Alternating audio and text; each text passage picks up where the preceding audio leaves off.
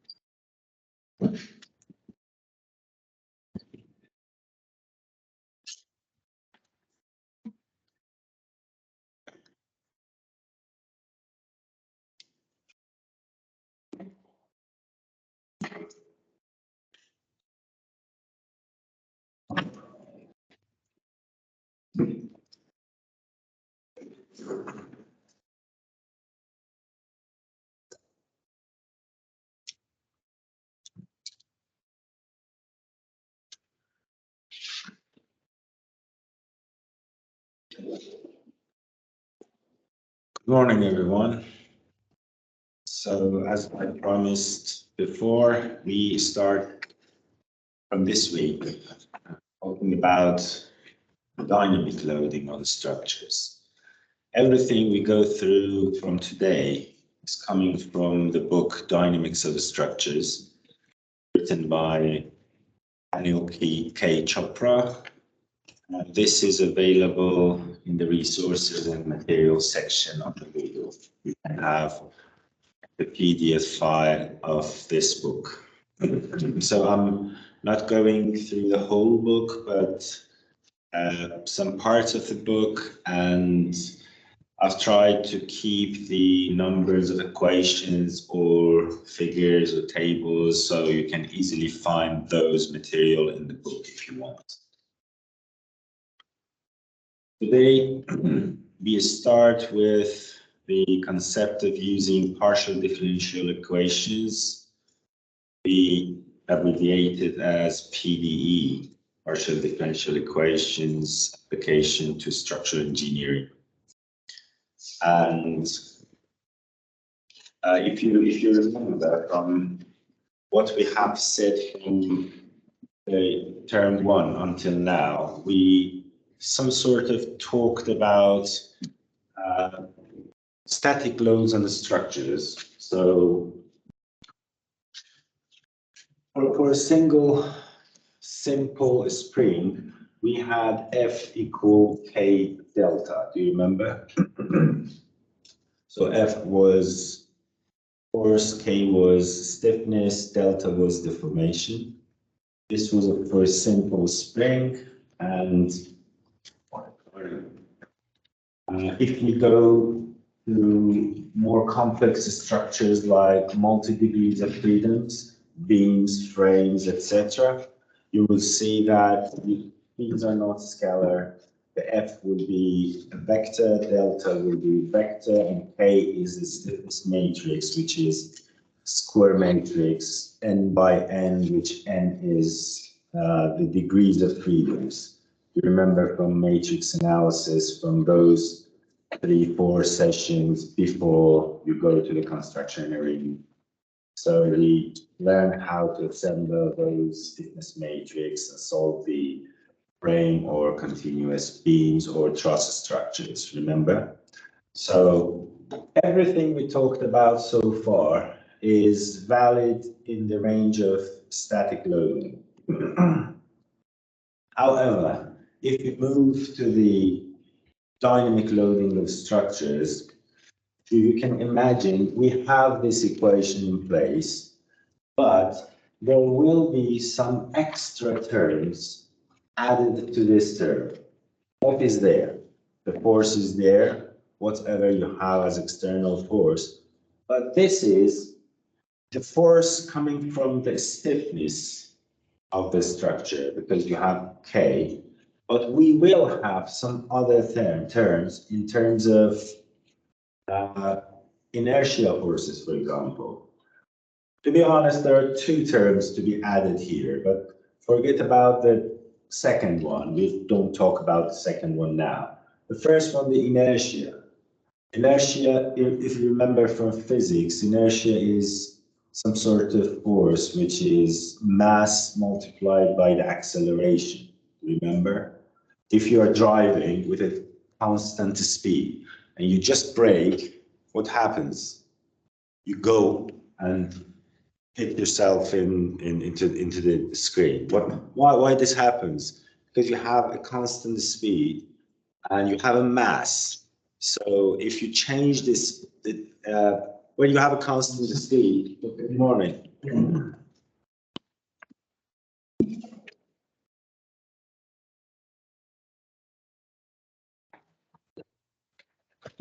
When you have a constant speed, your acceleration is zero because you don't have any change in the speed.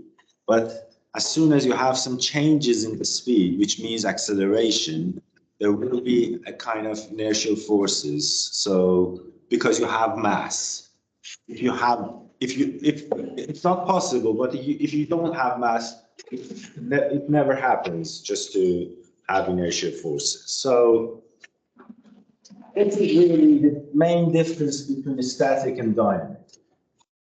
If you have inertial forces, you're living in a dynamic world. If your acceleration is zero, you transform yourself to a static environment. So whatever you have learned in structure, in structural mechanics, structure analysis, this term until now, everything is valid in terms of static loads. I don't think any kind of you have had any kind of teaching regarding dynamic, did you? No. So this is a good opportunity here to learn how, because many of the real world loading is dynamic, they're not static.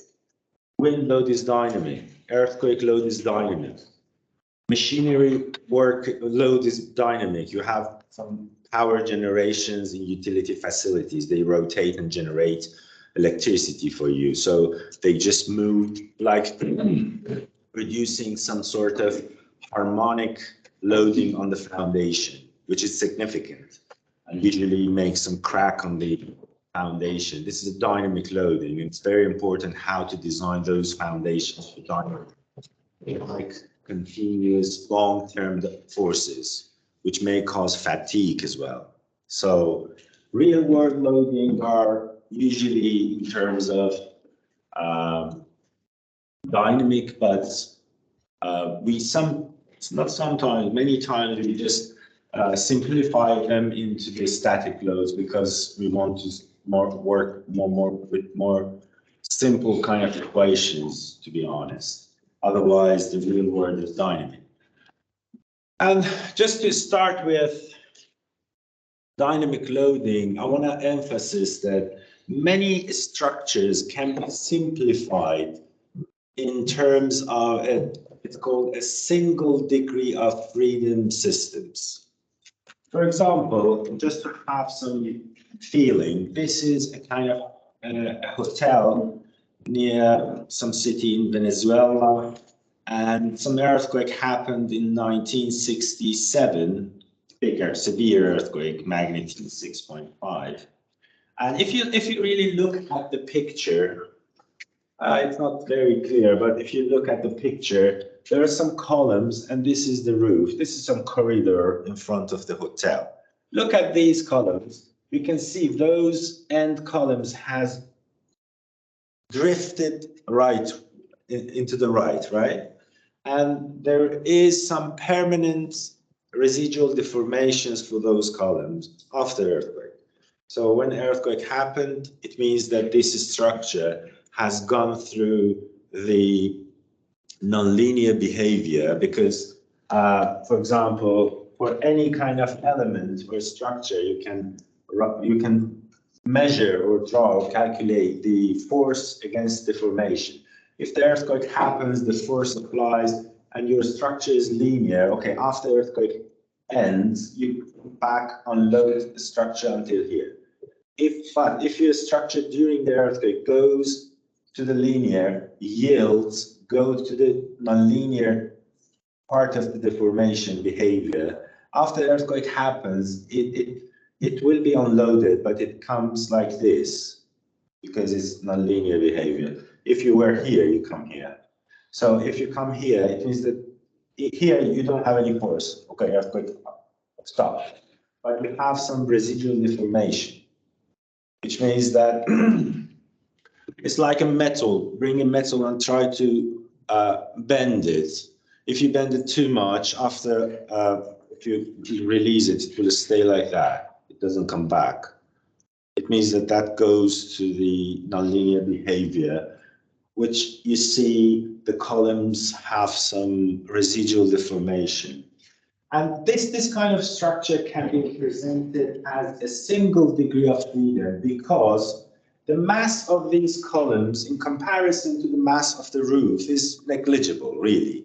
So you can really neglect the mass of the columns and just say, okay, I have a significant mass at the top and some stiffness, which are my columns. The stiffness comes from the column and the mass comes from the roof. It is more obvious if we go and take a look at some kind of reinforced concrete water tank. It is common in the UK as well. You can see it in many places just to supply water for the residents. And if it's full of water, you have tons of water at the top, and this concrete column, its mass is not too much in comparison with the water weight at the top. So it's not very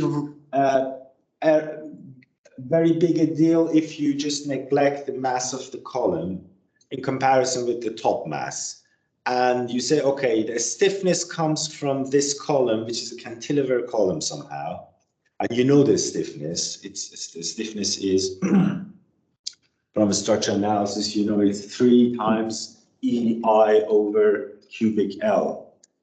We had it in our course last term, so we had cantilever stiffness, and the mass is at the top. And this is kind of representing single degree of freedom systems. What does it mean in other sense? I tried to make some simple experiment today with a book and a ruler. Okay, I just tried to make a kind of support with this book because I just put it here just to have a fixed support here because see the theta here, the theta is 0, isn't it? Because of the book. So my structure starts from here. This is my column. And you can put a mass here. I didn't find anything better than a coffee jar. This is a mass. Okay. And if earthquake happens or I apply some sort of loading, it will start to sway, right? It's not a good mass, you know. It's better to have a mass to stick here, and I want to tell you that if you look at this, okay, it sways. If I increase the height of the column, what happens? Can you guess? It sways more, yeah. It sways more, and it's easy, more easily, and more, and it takes time from one round if it goes here and come back, you know. And if I just increase it more, some sort of phenomenon happens, which is like this. comes here, doesn't come back. This is P delta effect. We will talk about it later, okay? This is P delta effect and instability. If it's very slender, if your column is very slender, it's instability. It means that it failed, it collapsed, because the stiffness of the column is not enough. It's very significantly slender, the column. It should not be like this. It's a very large deformation. We don't talk about the large deformation context. We talk about small deformation. So the deformation should be small in terms of, if you say, okay, theta is equal to sine of theta, if theta is equal to tangent of theta, whatever we talk in structural analysis, structural mechanics here is in terms of small deformation. Theta is approximated with tangent theta, but this is not really correct if it's like this. So it should be like this to be part of small deformation. So the more mass you put here, the more deformation you will get, right?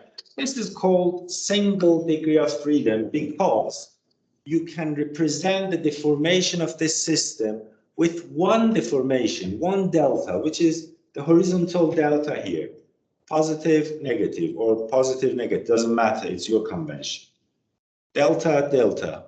But this delta is a function of time.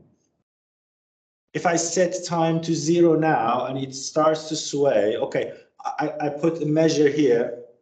I can measure the deformation represented versus time. So at the first second, you have some delta.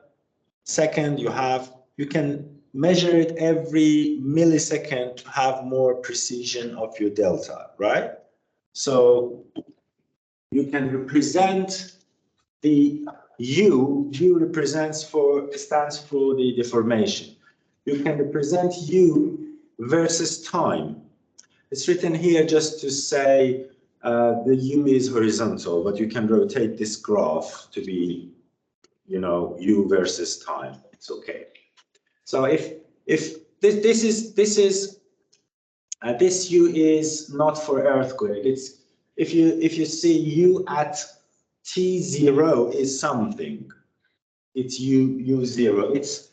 It means that for this single degree of freedom, I have call it equal to U0, whatever, 10 centimeter, 1 centimeter, whatever it is.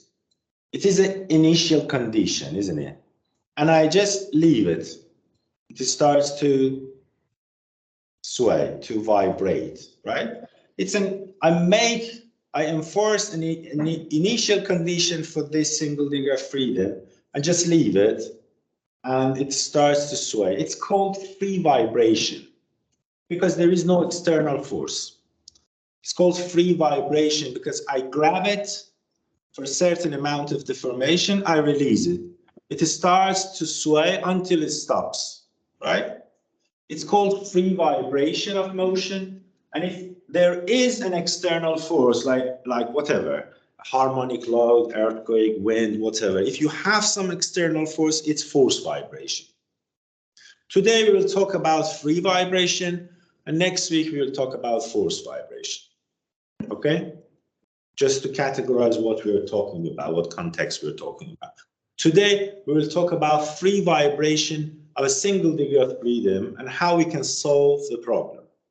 If we grab it for 10 centimeter and leave it, what will happen, right? And you can really simulate simple structures like water tanks and many other kind of structures with this simple single degree of freedom system. It is true for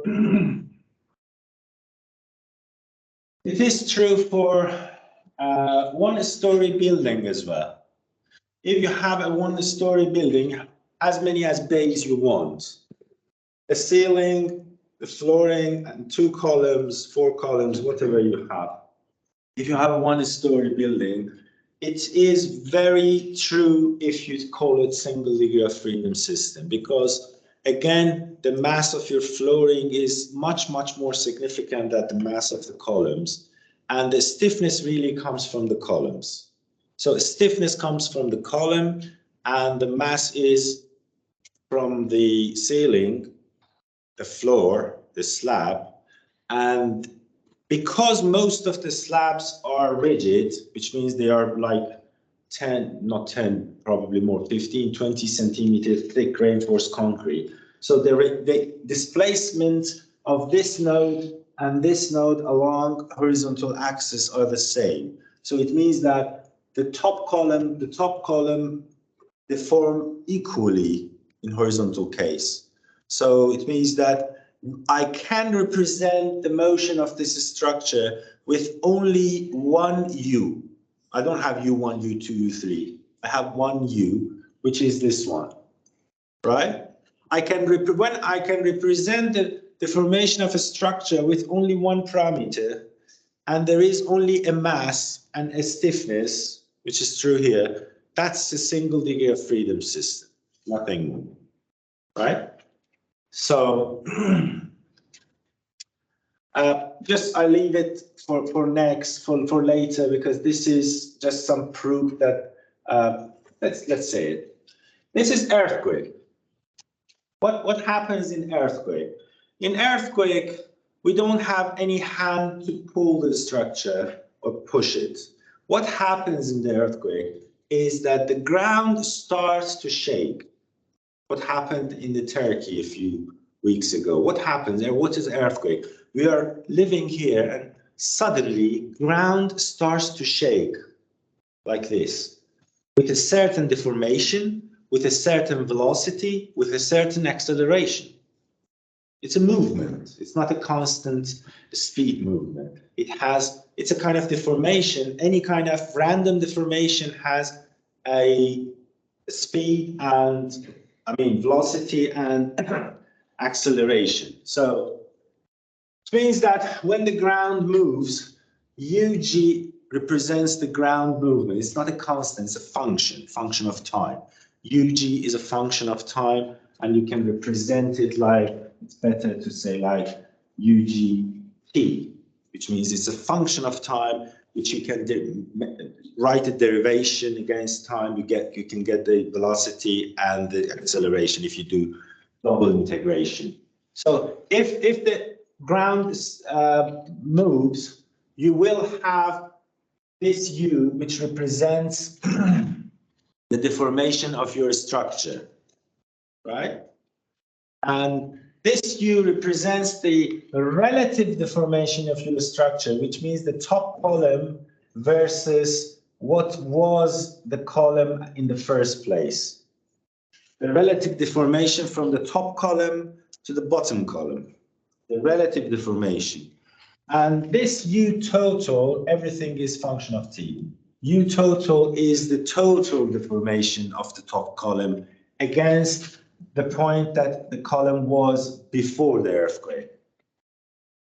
It does make difference because the force which is produced inside the column depends on this U, and the force which is produced based on the inertial forces depends on this UT, U total. Because if you remember from physics, again, the inertial forces are function of total acceleration, but the stiffness forces are function of relative deformations. That makes a difference, but we can just forget it, leave it for later. And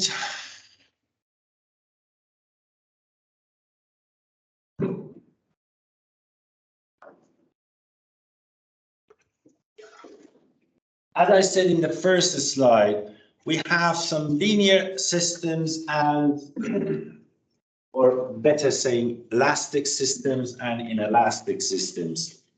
If your system is elastic, the forces versus deformation is like this. Force versus deformation. This is for one column, for that single degree of freedom system. For the water tank, you have one column. This is the force inside the column, which can be internal moment, for example. This U is the deformation for that column. It can be the horizontal deformation. which is, we're talking about the single degree of freedom system. If the relationship between the force and the deformation is linear like this, which the slope is k, the stiffness, we can say Fs is equal Ku, right? This is the well-known relationship wherever we used from structural mechanics analysis and so far in this module. However, if you go through here after the earthquake stops, or your force will stop, you will come back here. It's elastic behavior. But if the force is significant, the earthquake is severe, and you go beyond the yielding point, and the force stops, you come back like this. And the earthquake continues, you come back like this, again like this, earthquake occurred, earthquake continues, you will make a loop, and when earthquake stops, you will come up with some point here or here, because force will be zero. And this loop is called hysteretic loop, which represents the amount of energy that your system has been absorbed. The more fat loop you make, the better structure you have. If your structure in any sense, if you have a structure which is capable of producing this hysteretic loop fatter, it means that it can better absorb the external energy coming into the structure, like earthquake energy, and it's a better performance. The thinner hysteretic loop means it's less capable of absorbing the external forces and more likely to produce damages. So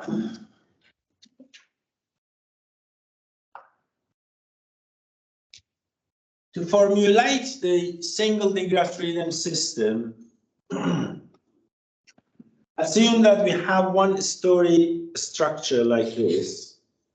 We have one story structure, 2 columns and 1 beam, which has a floor slab in it. And it really depends how much the stiffness of beam is. We have 2 extreme cases. If the beam is very flexible, or if the beam is very stiff.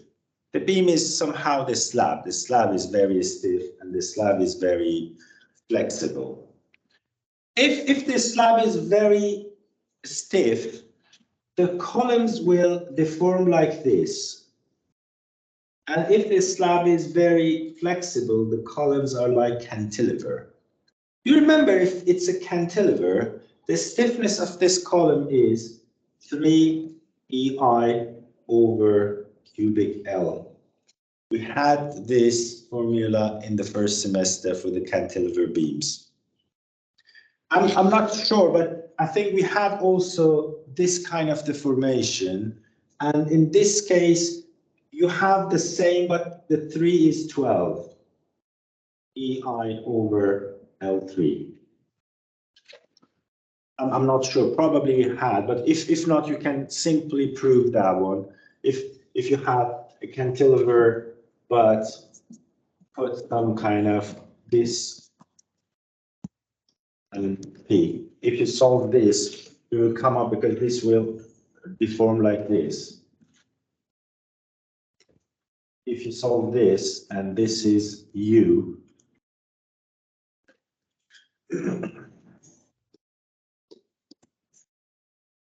we will simply can prove that the P is K delta, and the K is 12 EI over L3.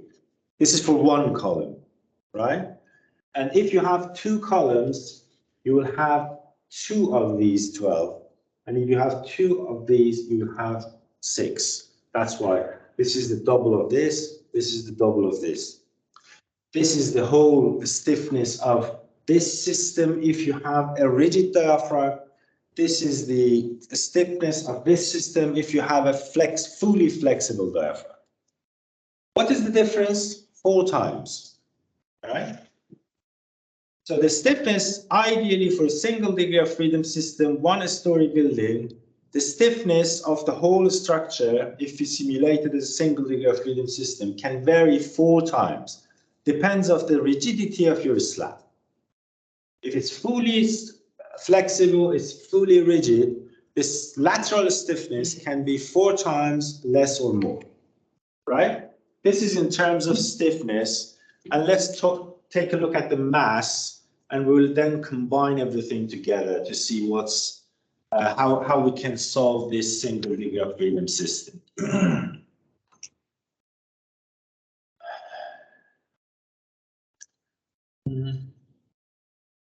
This is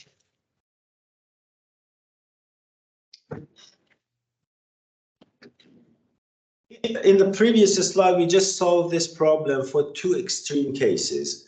The beam, the I, the second moment of inertia for the I is infinity and 0, fully rigid, fully flexible. But again, we can solve it parametrically for EIB. If we have EIC for the columns and EIB for the beam. It's not 0, it's not infinity, something between.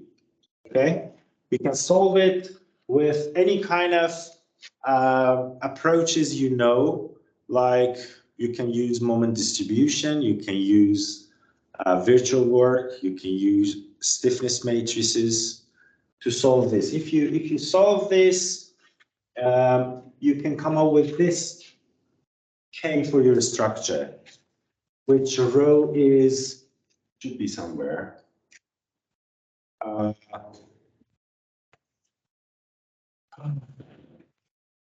Rho is here.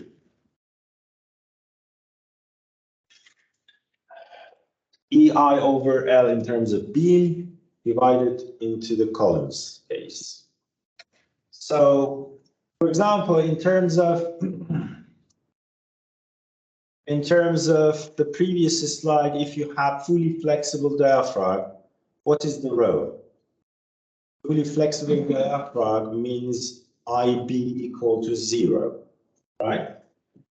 If IB equal to 0, this is 0, rho will be 0, right? If rho is 0, this term is 1 over 4. This goes here, 6. 6 EI over H3 is this one, right? I mean, these 2 cases are some specific cases for this formula. This is the generalized form. So this works for any kind of beam, but the previous one is only for the beam equal to 0 and infinity. What about if the IB is infinity, fully rigid? What happens here? What is the rho if IB is infinity?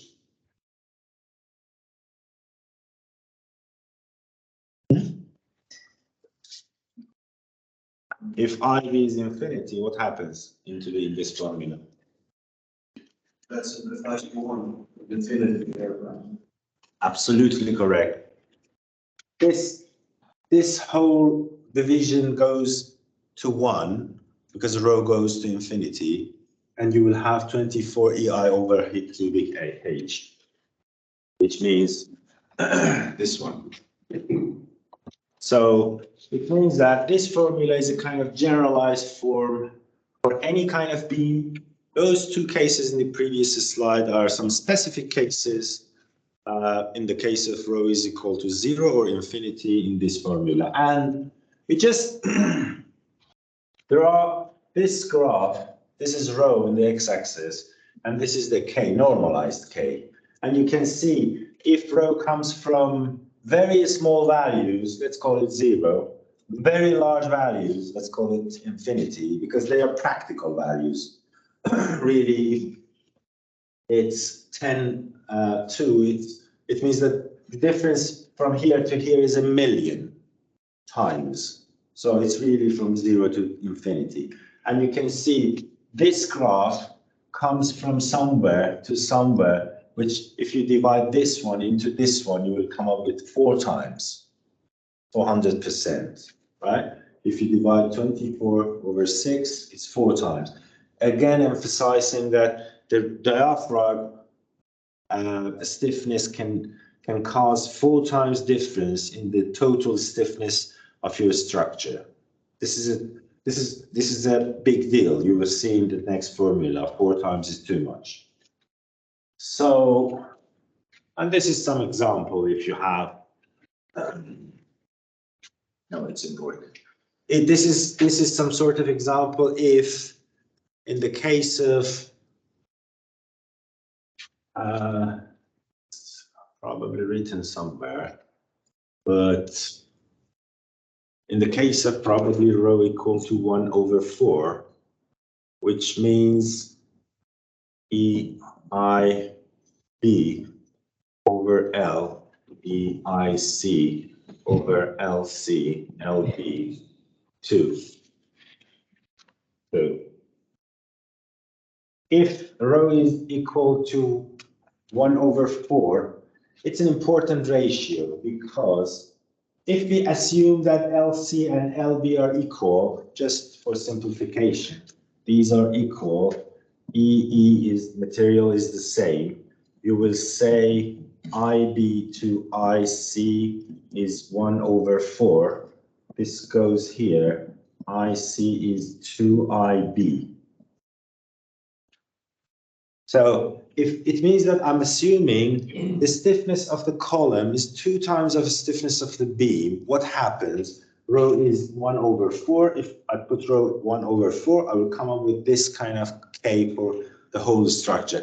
This assumption is important because it's a kind of philosophy assumption in the codes. What it is, if you go through different codes, especially for concrete design, it is true for steel design as well, but the concrete design is more significant. You will see some concept which is called weak beam, strong column. Weak beam, strong column. We want to design, we wish to design our structures, our joints, the joints that the column beams connect together, to have some joints with strong columns and intentionally weak beams. Why? Because we want our beams relatively being weak in comparison to the columns to go through the nonlinear behavior and getting some damages during severe earthquake, etc. And the columns stay safe. They get the damage, the beams.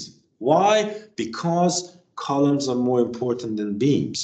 If the beams get some damages, it's very easy to fix the problem after the earthquake. You can just replace a part of your slab or probably the whole beam, it's okay.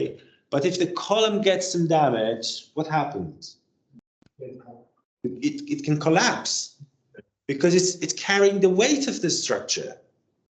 The column is the first line of defense. The column should be safe, should be protected. So the column is carrying the weight of the structure, should be safe, and the beams should get the damage. So it's, do you remember if you have a chain,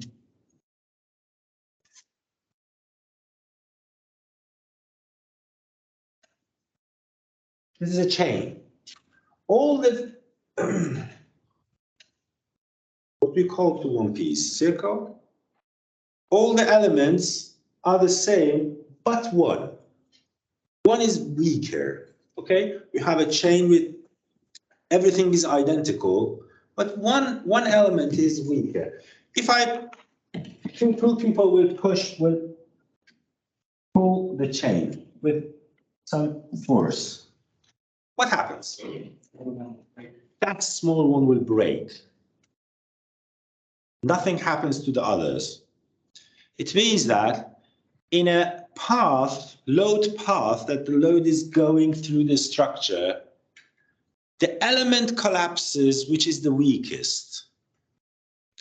If the load goes through the structure, comes to a joint, some beams and two columns, if the beams are weaker than the columns, the beams will get the damage and the columns will stay safe. This chain concept is exactly the same what you see in the codes regarding the strong columns and weak beams. It doesn't mean we intentionally design the beams that the demand to capacity ratio is more than 1. No, it's not that. We design the beams for the internal forces. We design the column for the internal forces.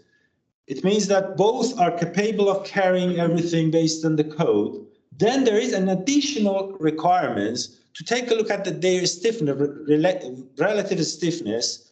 And if the relative stiffness is in a way that the column is not stiffer than the beams, you need to bigger your column, even though you don't need in terms of the internal forces. It can carry internal forces, but still code says, okay, you need to have a bigger column because this column should be more stiffer than the summation of all the beams. Usually you have 2 beams. So you have a stiffer, you have a more stronger, not stiffer, sorry, more stronger in terms of resistance, more stronger column and weaker beams to have some sort of chain that when the external load distributed into your structure, it goes firstly to the beams and makes some damages into the beam. So the beams first go through the nonlinear inelastic behavior and make those kind of hysteretic loops to dissipate the energy, and the columns will survive.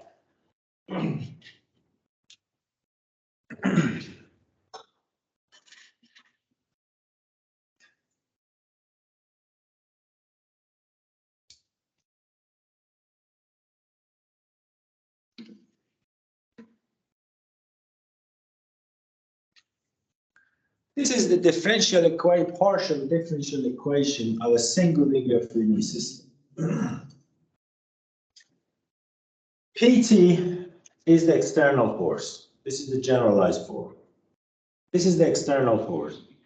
This is the stiffness force. This is the moment. This is the inertia force. Remember from physics, the inertia force is mass times the acceleration. If u is deformation, u dot is velocity, u double dot is acceleration. Dot means a derivation of that u. If everything is a function of t, that's why I can make a derivation. U is a function of t, u dot is the first derivation, which means velocity, and u double dot is the second derivation, means acceleration. If you don't have any acceleration, 0. If you don't have any velocity, what will remain here? Ku equal to p. This is what we talked about so far. It's for a spring, Ku equal to P, whatever external force is.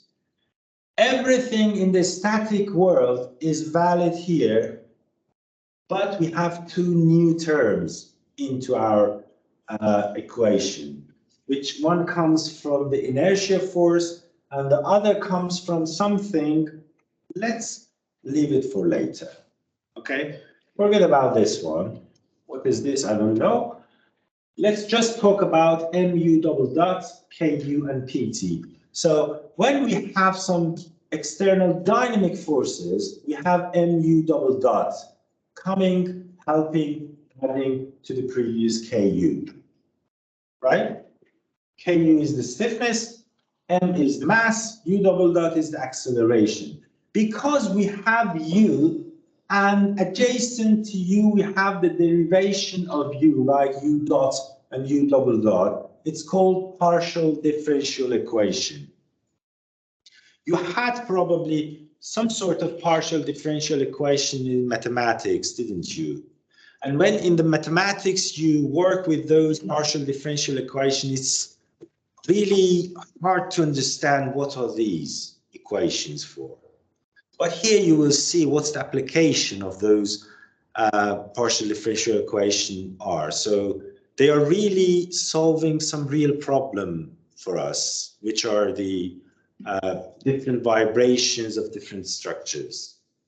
So really, if you simulate this at home, if you really measure what happens, you will see this partial differential equation is exactly what this is oscillating for you. So for simplicity, I'm just saying this one is 0, but I will talk about that later.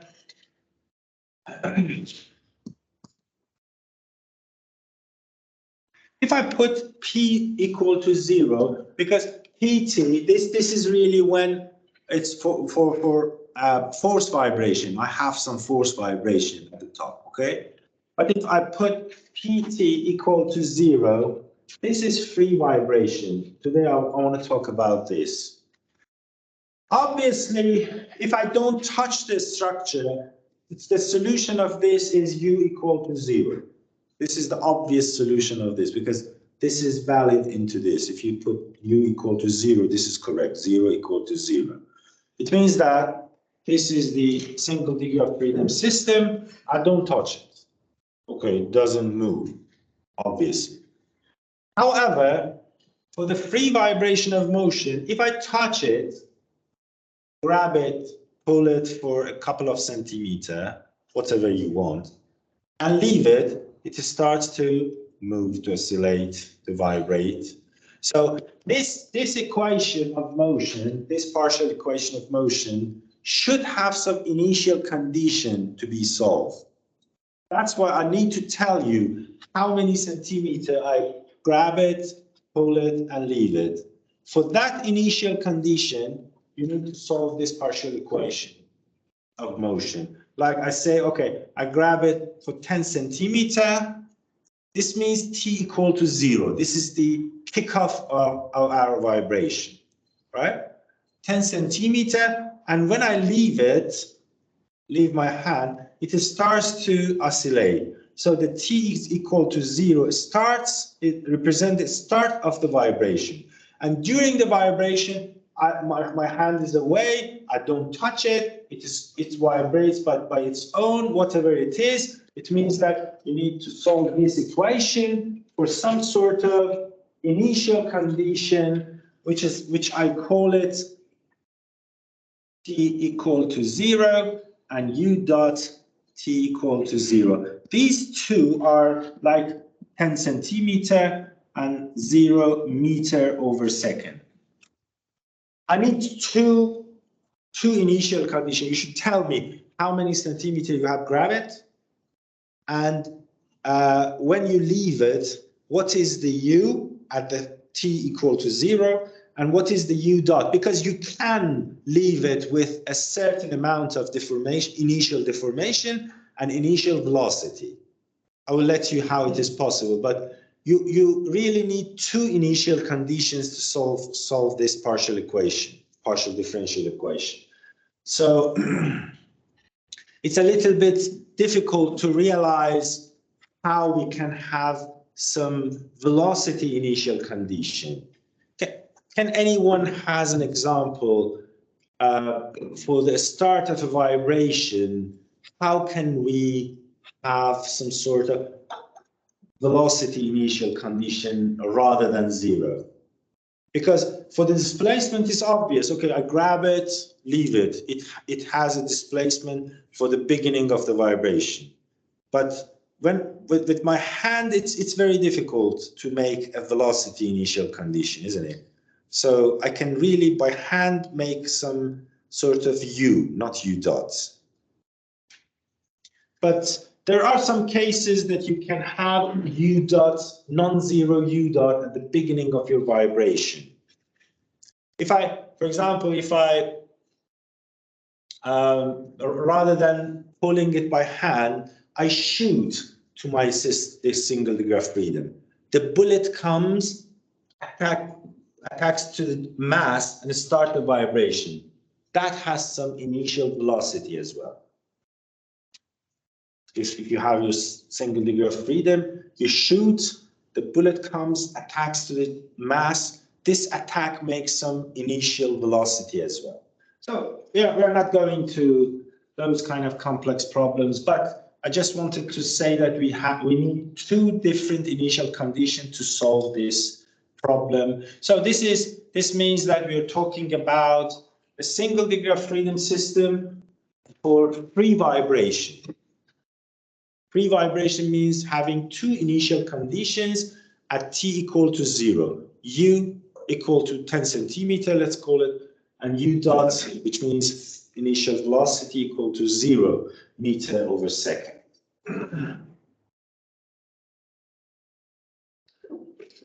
For example, we have an example here just to have some insight into the problem.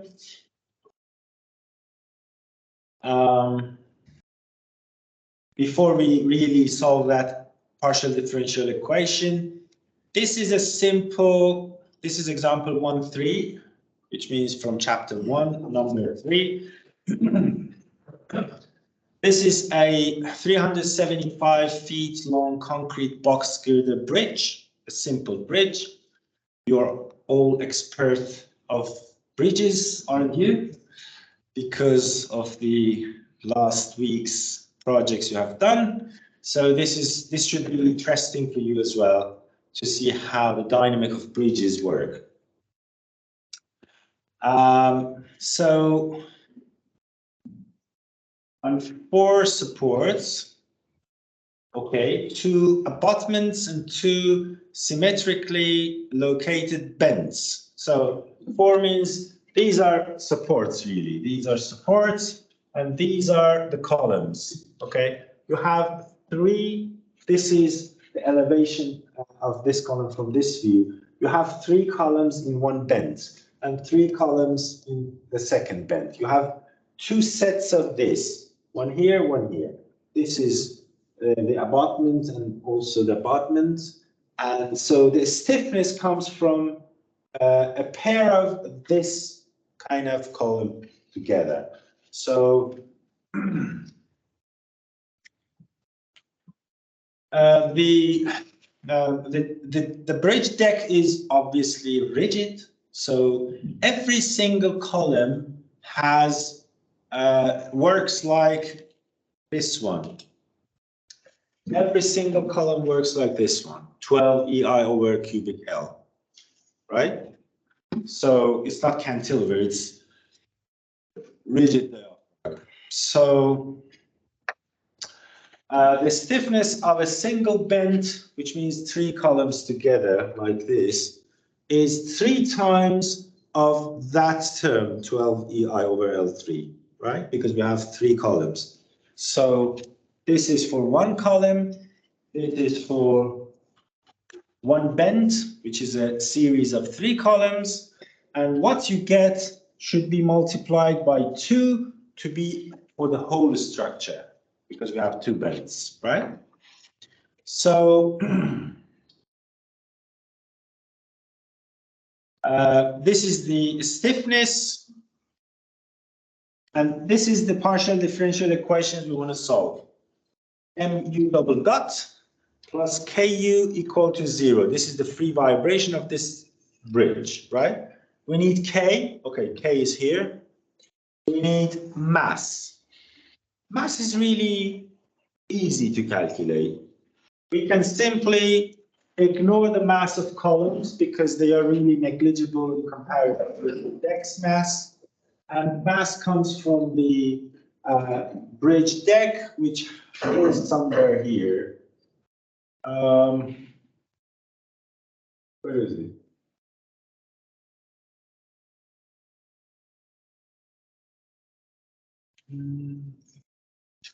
Here.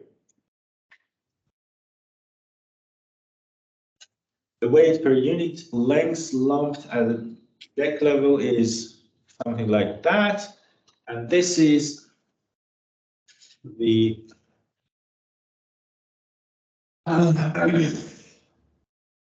weight, and this is the mass.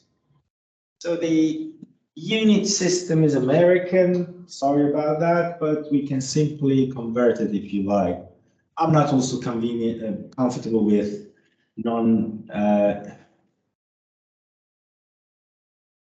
I usually work with meter and second and kilogram, but it's okay, we can convert them, that's fine. But the book is coming from California University. This is the book, the reference we are talking about is probably, no doubt, the best reference for dynamic of structures, no doubt. So that's why it doesn't worth to go for another reference. This for structural engineering, of course. For mechanical engineering, there are probably better things to, not better, but comparable things. But for civil engineering, dynamic of structures, this book is fantastic. So still that's why we keep going with the unit systems as they are. So this is the mass. We have M. This is the stiffness. We have K. So M and K are just two values to numbers.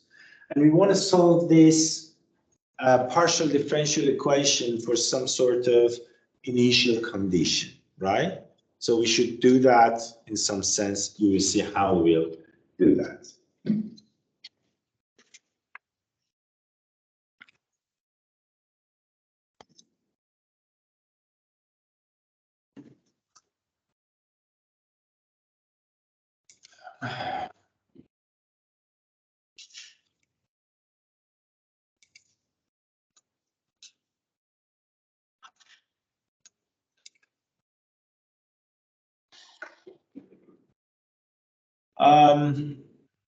Probably I will skip this slide because this is for earthquake, just not to mix up everything. I've mixed your minds up enough so far. It's better to go for some solution. So methods for solution, that's kind of partial differential equation. You have seen some solutions in the mathematics before. For example, if there is, if you want to solve this one,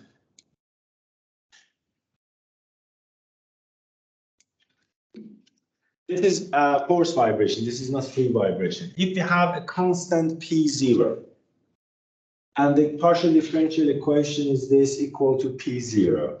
P0 is a constant force, but it's dynamic. It means that P0 is not like this. It is like this, P over time. It is like an impact to the structure. This is dynamic force. In the lab, in the laboratory, you can go and this is kind of static force. If you push it slowly, if you impulse to the structure, this is dynamic force, and you can have some constant impulse forces like P0, right? This is the partial differential equation, and usually for solving partial differential equation in terms of classical forms, you have two solutions. One is a particular solution and one is a complementary solution. Did you have some sense of this kind of solution in mathematics? Remember. So the particular solution, you should really look at what you have in the right-hand side of your equation and choose something similar to that one. If you have P0, okay, we say the particular solution is some sort of CP0. C is a coefficient. And just put CP0 into the equation and calculate C, and C will be 1 over K. You need to validate your solution into your equation to come up with C. And you will come up, okay, P over K is does work into the equation. It means that if you put u equal to p0 over k here, and you derivate 2 times from this, you get 0, don't you? Because the derivation of this is 0. The second derivation is 0. K times this, k p0 equal to p0, right? You want me to write it down? For example, if you put this one into this, you will get like this, m0 plus k times p0 over k equal to k. Yeah, it means that, sorry, p0 equal to p0. It's correct. It works. So it means that this is a solution of this equation. But this is not the whole picture.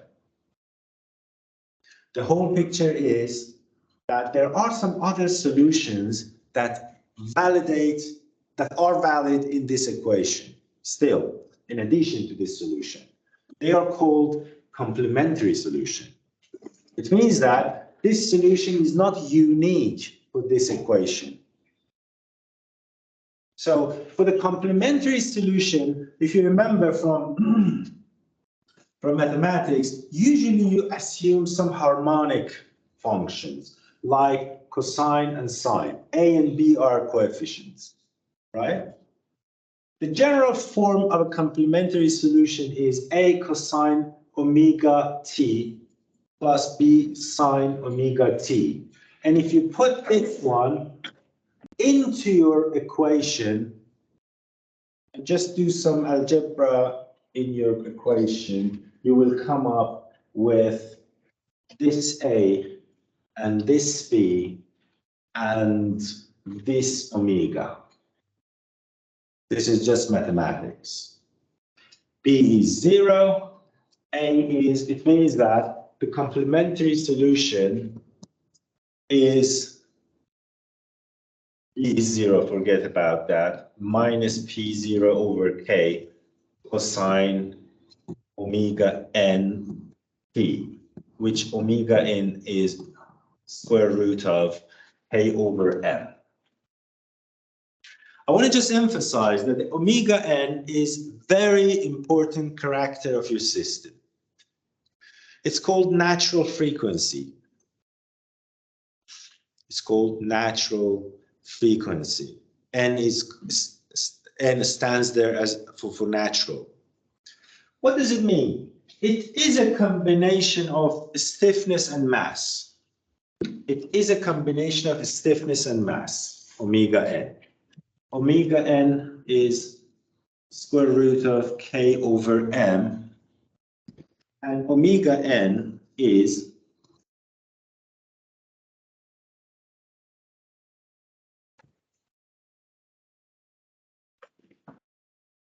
let's take a look at these three formulas. Are they familiar? Does it ring a bell for you like this? Yeah. Fn is hertz. You remember?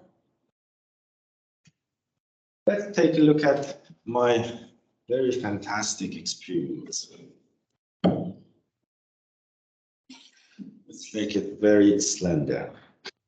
I don't want to make it unstable, but when I grab it, it vibrates, okay? If I put the mass here, it vibrates more beautifully like this, okay? Tn means natural period, means how much time does it take for a full cycle of vibration. From here, it goes here, comes back here. How many seconds? 2 seconds. Tn is 2 seconds, right? Tn is 1 over Fn. If Tn is 2 seconds, Fn is 0.5 hertz. It means that if this needs 2 seconds to go and come back, how long of the path will you go in 1 second? A quarter, 0.5. Sorry, not a quarter, half, 0.5. Means half of the cycle, full cycle, will be done in 1 second. This is the interpretation of the hertz, right? If you have natural period of 2 seconds, it means, I'm repeating, it means that it takes 2 seconds for a full cycle. Go, come back. 0.5 hertz Fn means in 1 second, you will go half the way. You need another second to come back. Right? What does omega n means? Omega n means if it's 2 here, if it's 2 seconds, it means that pi to 2 radian per second. It means that if you assume a circle about the radian, it means that in every second you go 1 radian, right? Because a full circle, you remember, a full circle is 2 radians, right? It means that for 1 second you go 1 radian, half of the circle. Come back, make a full circle, 2 radians. Usually mechanical engineers work with omega n or Fn, usually. And civil engineers,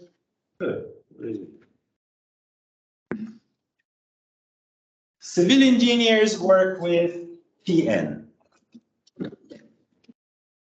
We as civil engineers love Tn.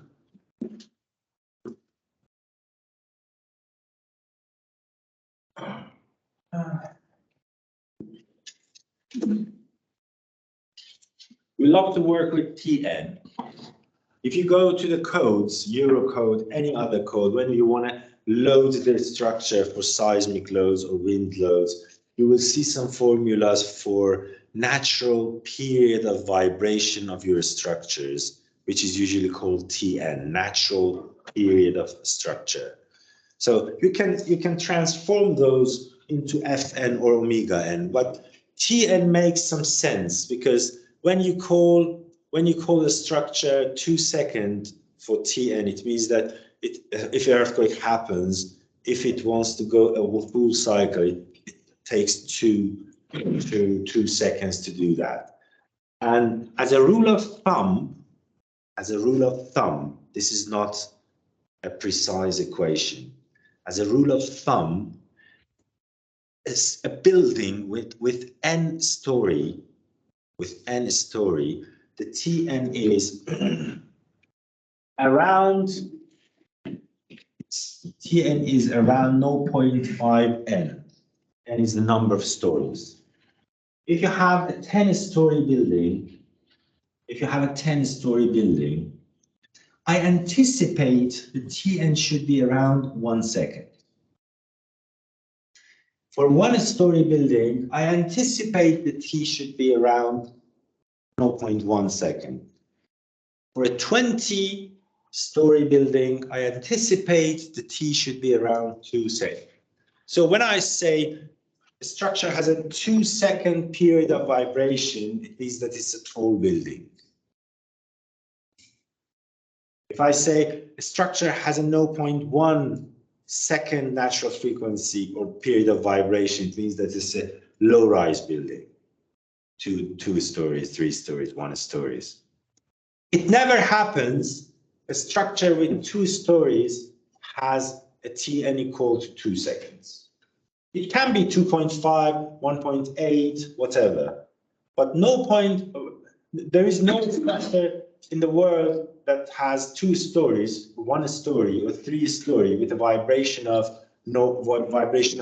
Tn equal to 2 seconds, right?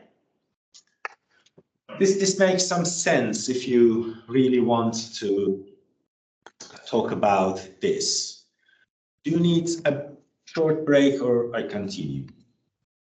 Yeah, short break. Okay. Just come back at 10:15. Okay?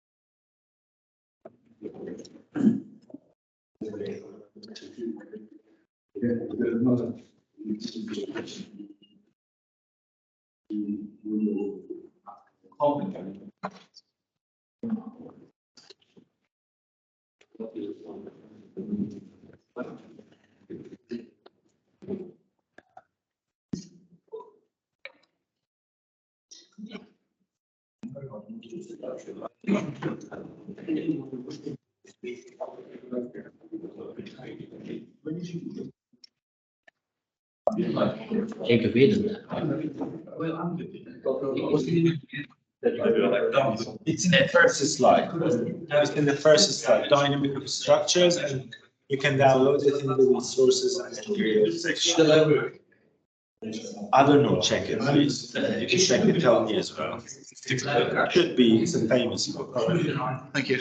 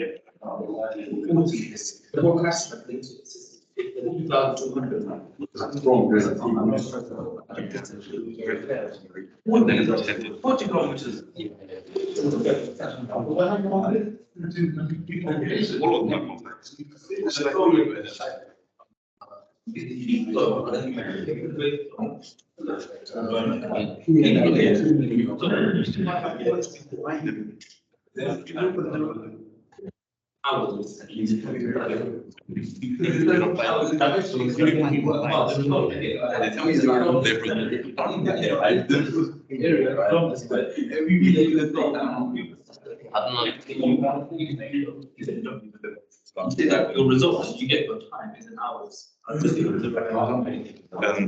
want to find more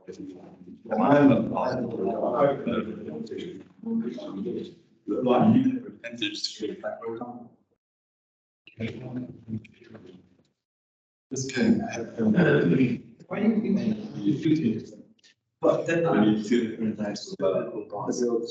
doesn't want to compute the mistakes. I'm thinking they and to put into this house using that. I can keep it in random numbers. So you right. Let's do it. What's your?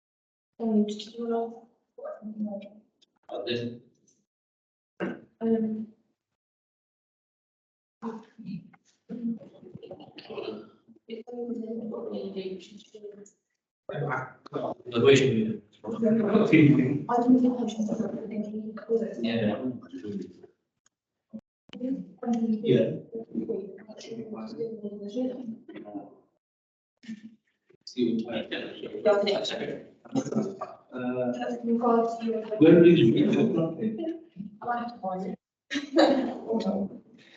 That's one question.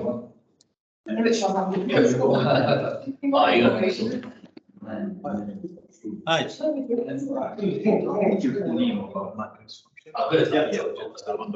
talk at the end, okay? Just, it may takes a couple of minutes, just like. Yeah, I will stay here after.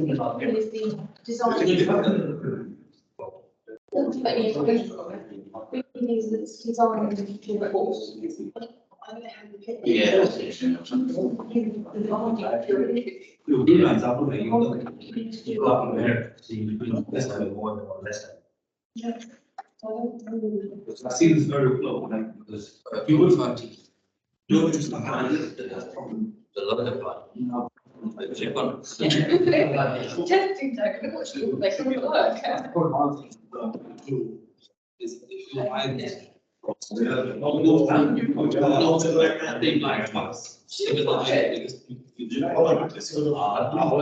I was. Oh, no, so I haven't got that. I was that. I just watched testing. I'm trying to buy it, racing against. But then I started watching that, this is boring.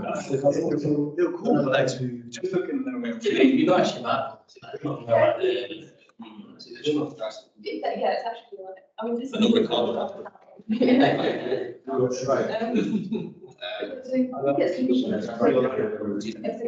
That's what editing say.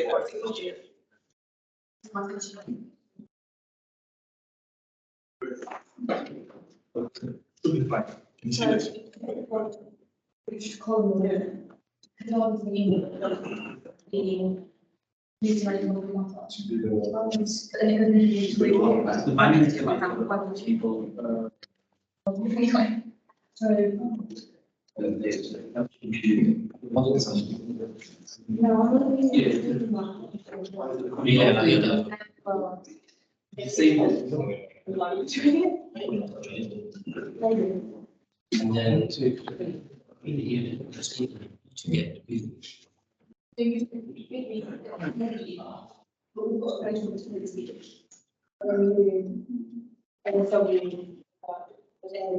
yeah, that part,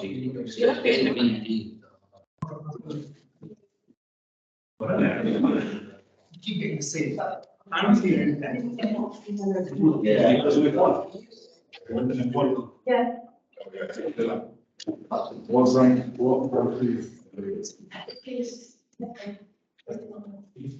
Shall we continue? Design. Who's your favorite? No, I don't know really. I just like what you want. I went through so much of it. No. Yeah.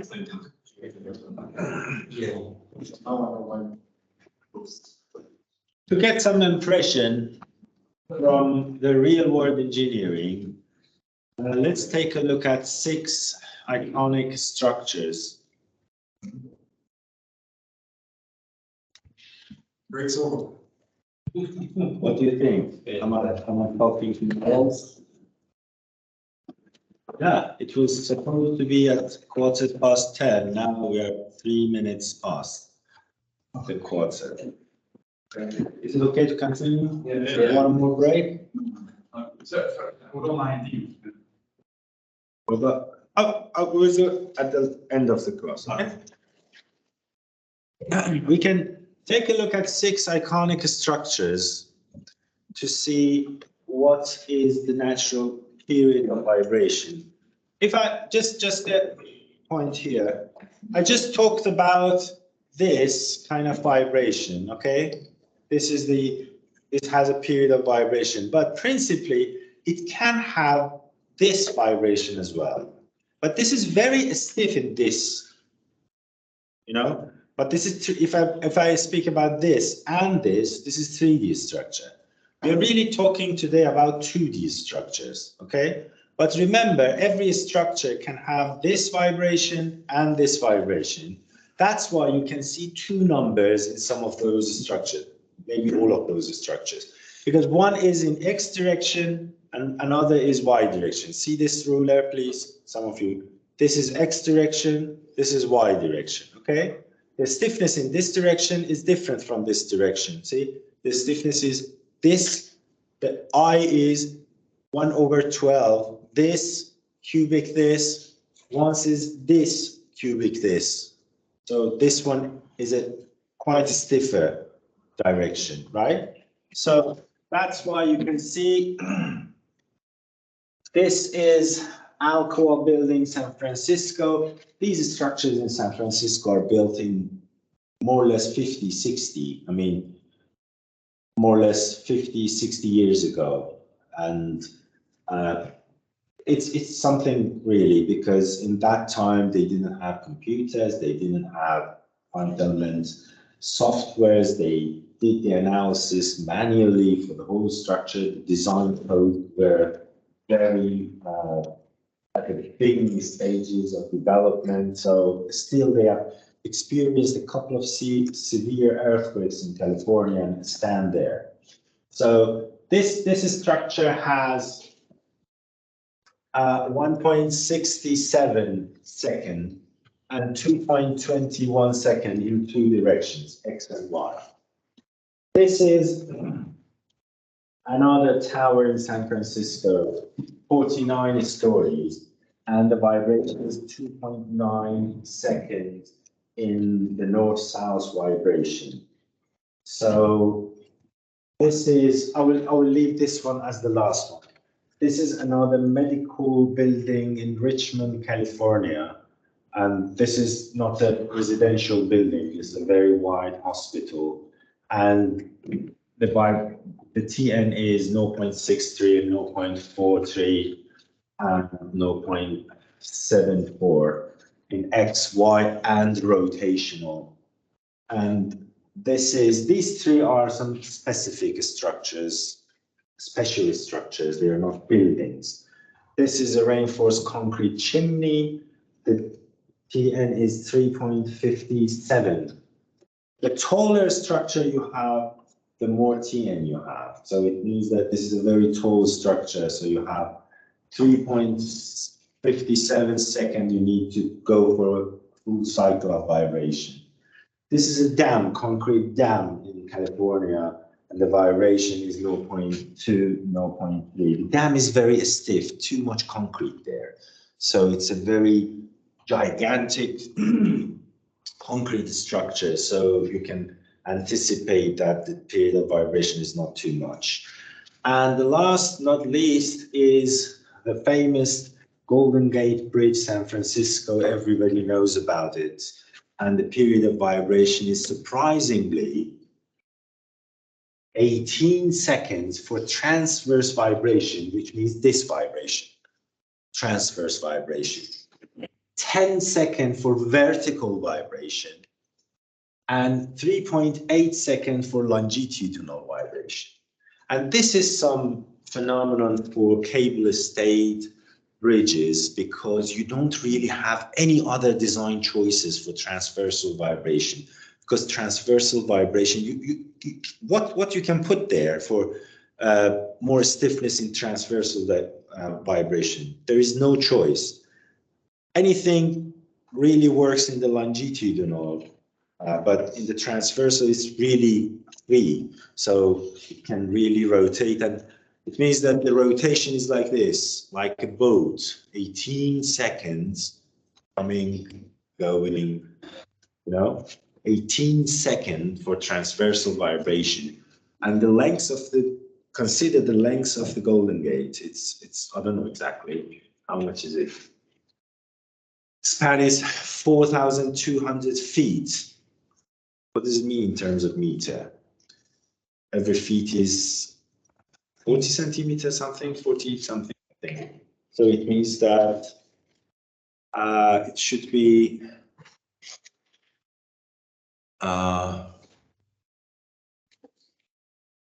transform it. 1,280 meters. 1,200.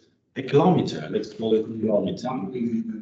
A little bit more than 1 kilometer span stayed with the cable. So you can imagine how flexible this bridge can be. So the TN, the natural frequency of the bridges, especially the cable stayed bridges, are totally different from the buildings, because they are really quite flexible. We were here, we solved this equation by going to a particular solution and complementary solution, as you used to do in mathematics before. right? But there is another approach which is called Duhamel integral. This Duhamel integral is able to solve any kind of external forces, any kind. If you have your external force, you can just put your external force here and do this integration. You will come up with the solution of your partial differential equation. Just, I wanted to mention it. For example, in the case of P0, you can just skip the complementary and let's call particular solution. If you just put P0 here and solve this integration, you will come up with this solution for your partial differential equation. And let's repeat it.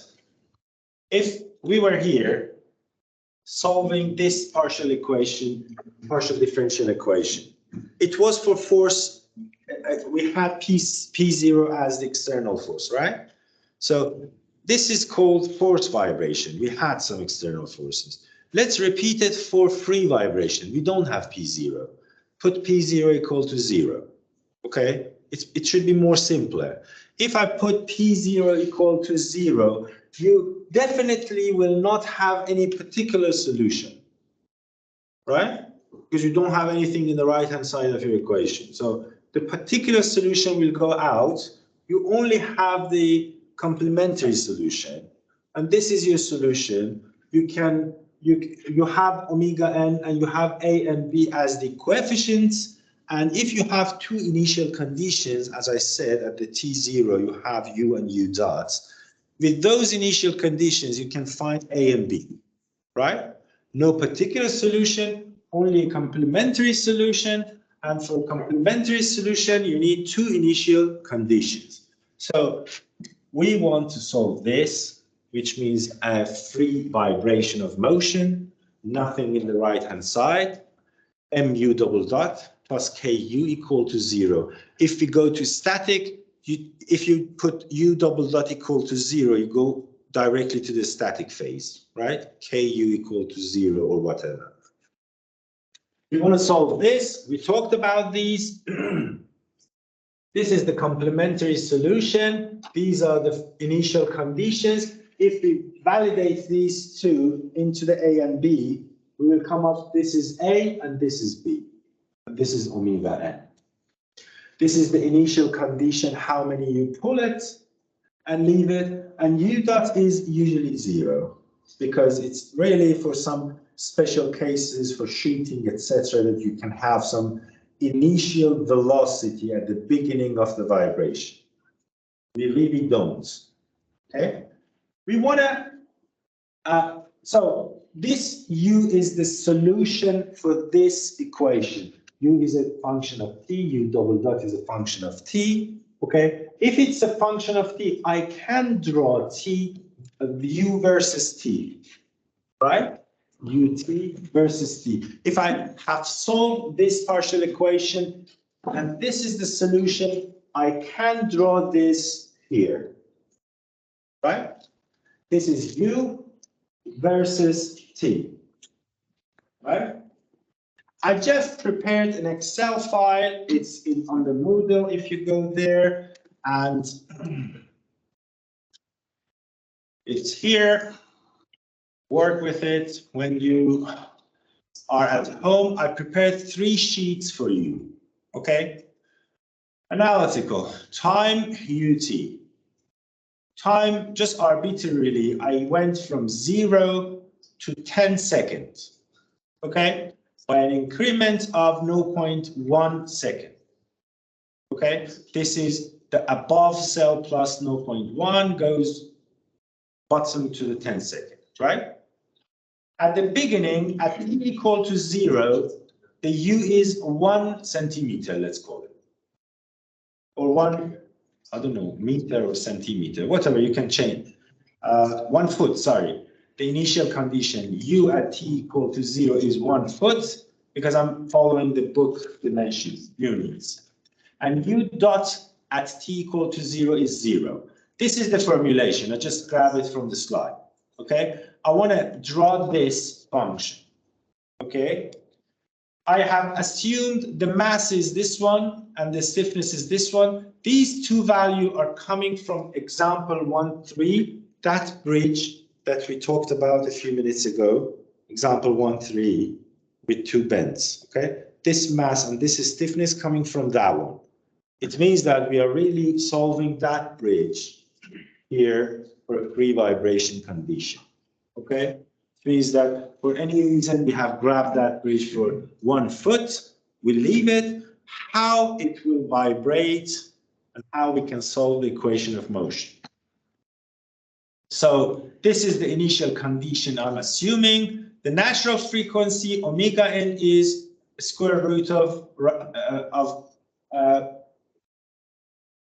k over m. We have it here. Square root of k over m. This is the omega n. We have calculated Tn versus this one and Fm versus, but we really need omega n. We don't really need the others. I just put it there just to have a practice. And what I've done really is to write this cell. I write this cell, I grab it to the bottom cell I wanted to corresponding to the 10 second.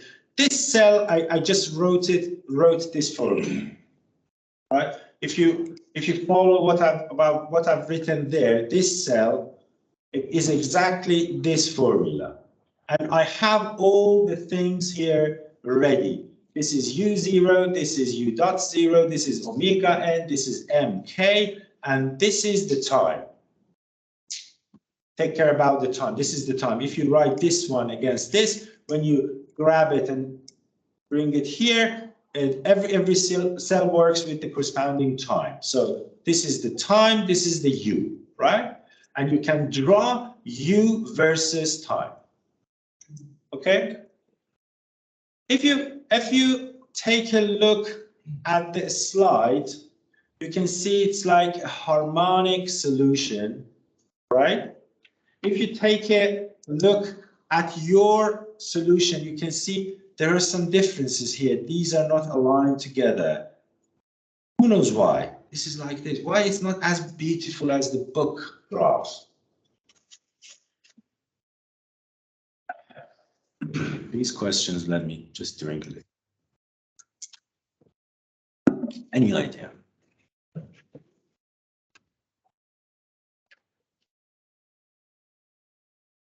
The book graph is more beautiful. Why we can't produce those kind of beautiful graphs? Undamped. The book is undamped as well. The book is like this. Let's put it here. It's here. The Excel is here. The book is undamped here as well. Because I'm working with the numerical values and the increment is 0.1 second, okay? The negative peak of the graph does not necessarily occur in my increments. It means that, can you see these dots, circles on the graph? It means that the difference between this and this one is 0.1 second. The difference between these two are 0.1 second. It may be the case that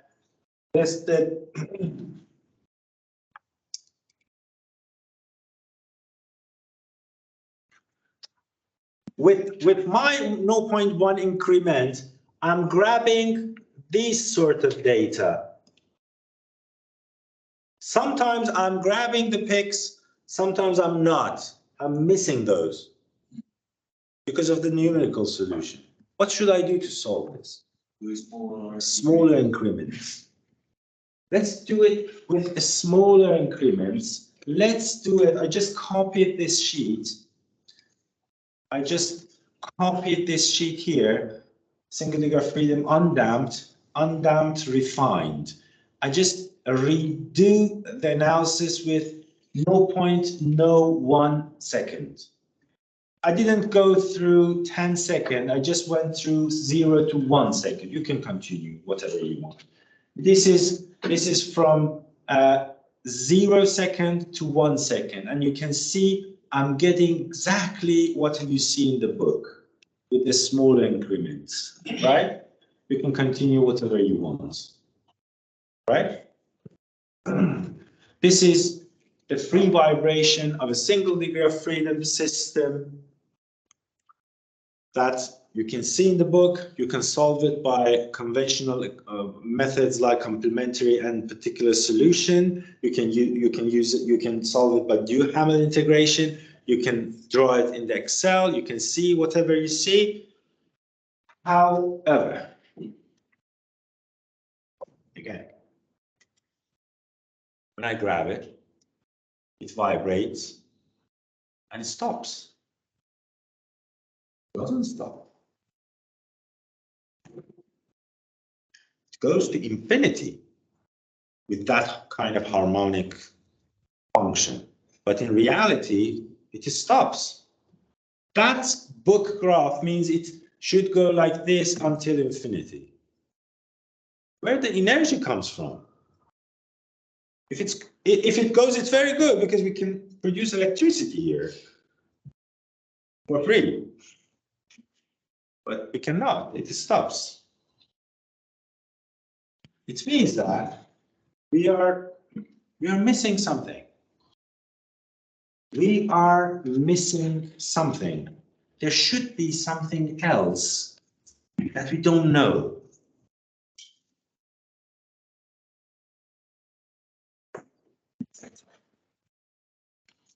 There is another term that we didn't know yet. I told you that we will add two terms in addition to the static phase. In the static phase, we have Ku equal to P. Now we have mu double dot because of inertia. We have another thing, the last one, I promise. This one is standing for damping. It's called damping. What does it mean? It means that when something vibrates, if there is not any external energy coming into this system, it should stop in some point.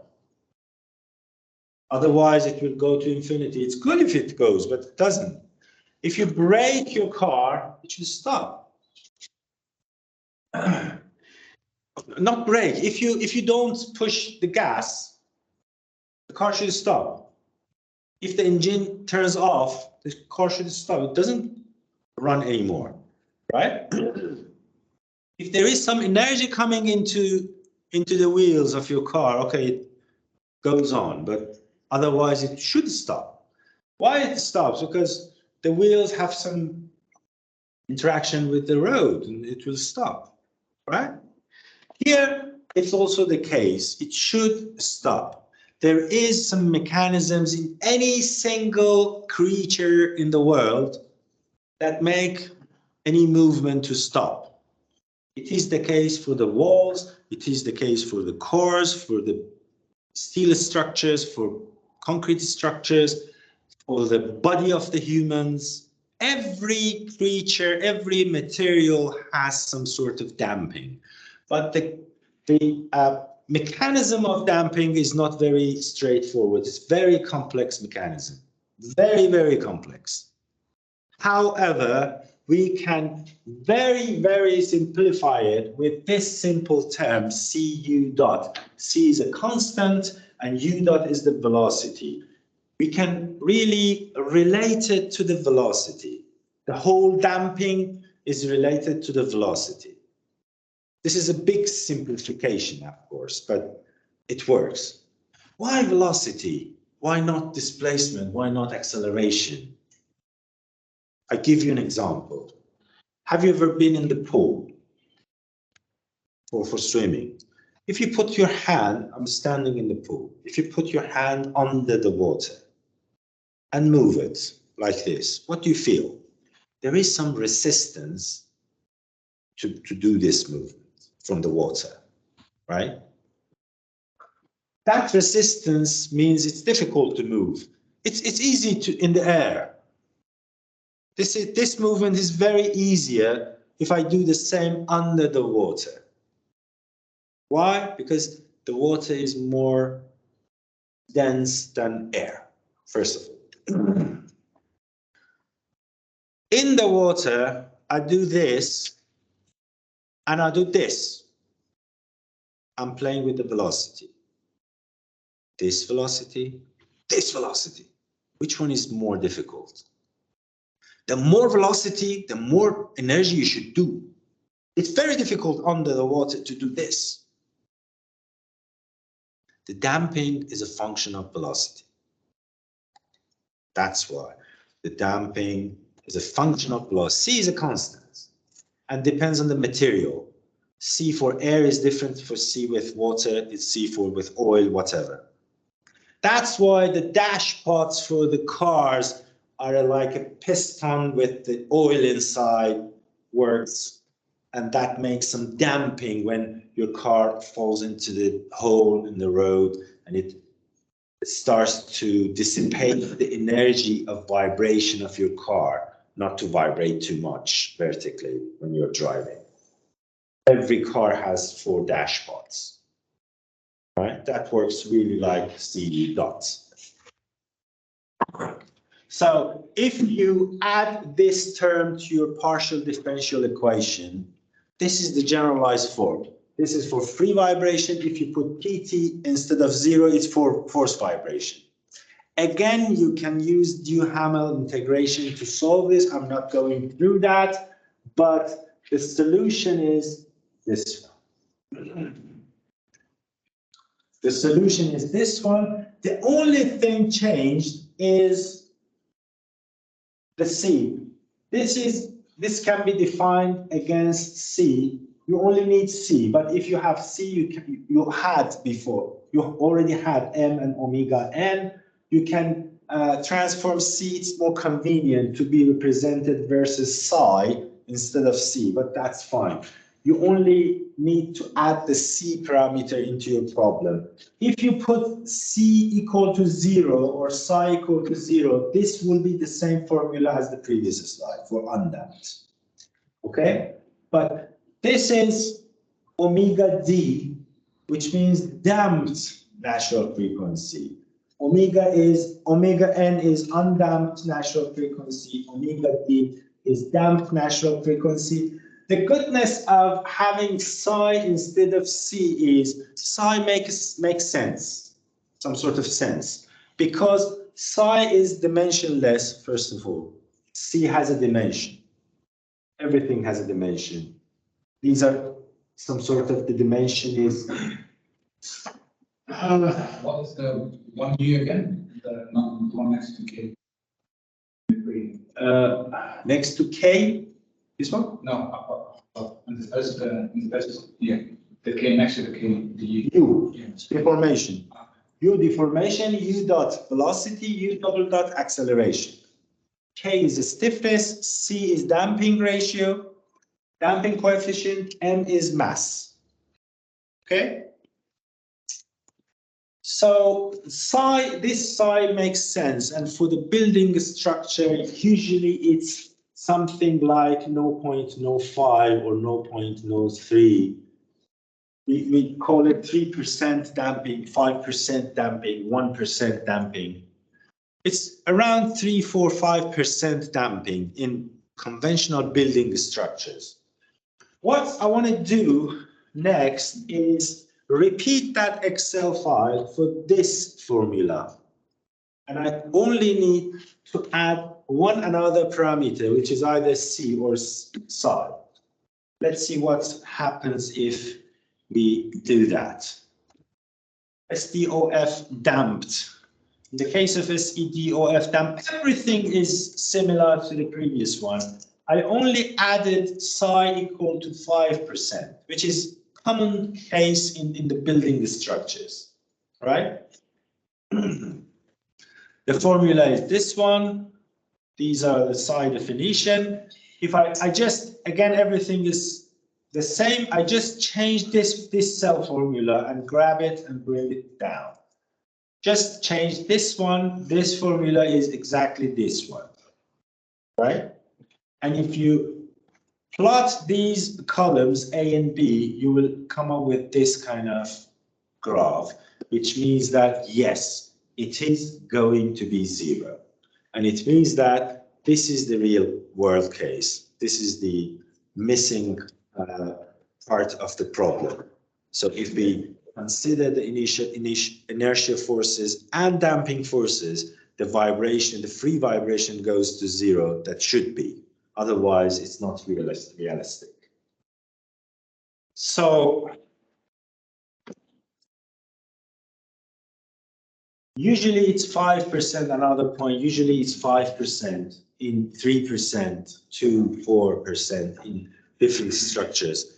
Generally speaking, it's more in concrete structures rather than steel structures, because there are some cracks in the concrete elements. It makes energy dissipation.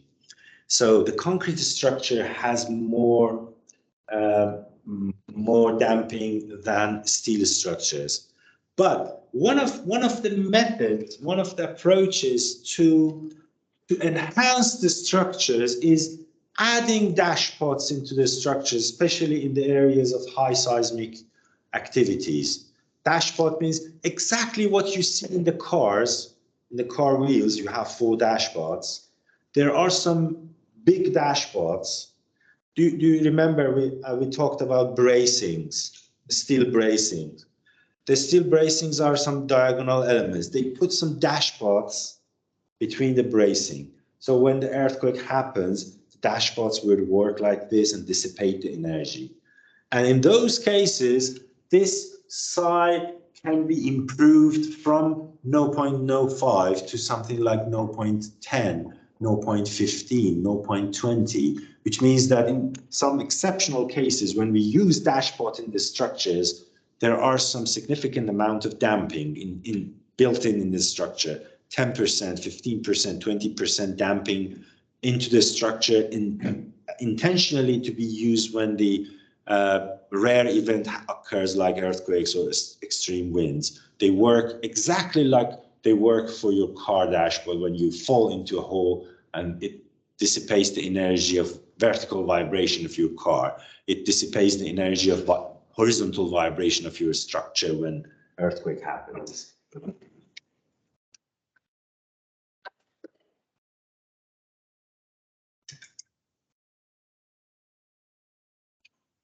So this was the single degree of freedom system free vibration, and this is the graph of the book. Of course, there is some elaboration in the book about different characteristics of it, but I just wanted to show you that what we plot in the Excel is this one. The book is talking about the maximum points and stuff like that. And also because the psi is not too much, it's 5%, 3%, the natural frequency of vibration and the damped natural frequency of vibration are very close together. Because if you remember, it's here, omega d is omega n square root of 1 minus psi 2, right? If psi is 0.05, this root is something like 0.98, 0.99, 0.97. So omega d and omega n are very close together for the convenient structures which have some sort of 5, 3, 4% of damping. They are not very different, very close together.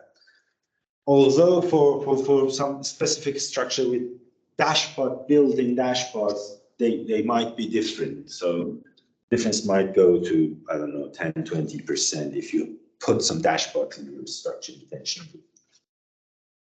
That's for today. Please go and download the book, the Excel file, and the lectures, and try to redo the Excel file and to grab the idea what we are talking about. We just tried to give you a perspective about single degree of freedom systems and how we solve the partial differential equations for free vibration of motion. We grab it, we leave it, it just vibrates until it stops. It is a very important concept, how the dynamic of structures work. So the next week we will continue with the force vibration for the single degree of freedom system.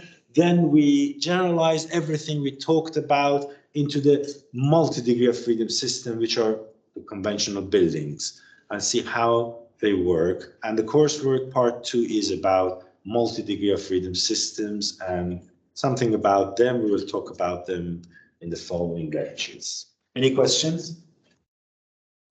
But doesn't like, fatigue analysis.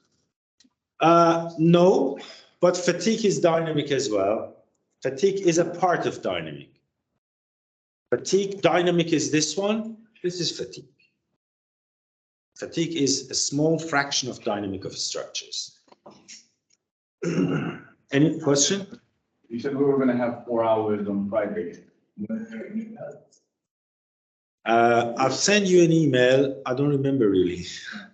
It's not next week probably. In March. It's in March, yeah.